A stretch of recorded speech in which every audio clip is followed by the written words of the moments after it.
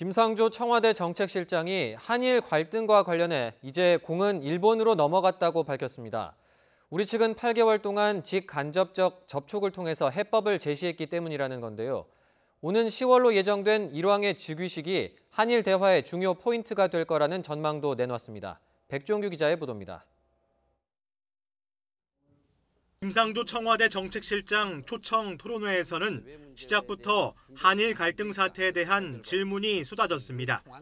김 실장은 일본이 과거사 문제와 전략물자 수출 통제 제도를 분리하려는 전략을 취하고 있지만 두 문제는 연결될 수밖에 없다고 진단했습니다.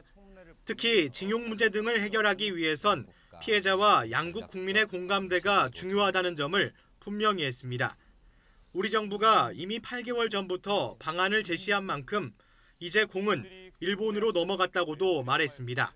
양국 간의 어떤 외교적 대화를 통해 가지고 여러 가지 어떤 방안들을 테이블 위에 올려놓고 대화할, 해결할 그런 자세는 갖고 있다라고 생각합니다. 이 문제는 일본의 공이 넘어갔다라고 생각을 합니다. 오는 28일 일본의 화이트리스트 제외 조치가 시행돼도 너무 불안해하거나 과장할 필요가 없다며 한국 경제의 불확실성을 높이려는 게 아베 정부의 속뜻이라고 설명했습니다.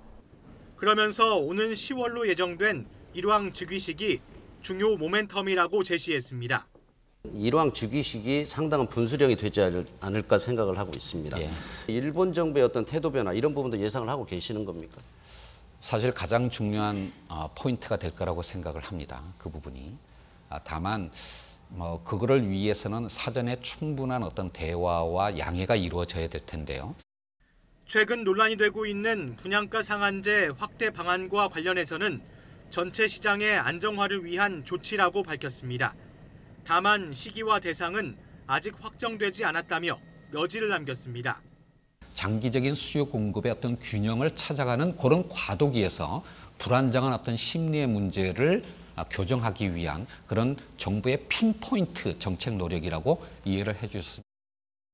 김상조 실장은 전 세계적으로 경기 침체, 이른바 아래 공포가 확산하고 있는 만큼 면밀히 대비하고 있으며 미중 무역 분쟁 등 불확실성을 최소화하는 데 정책 역량을 집중하겠다고 강조했습니다.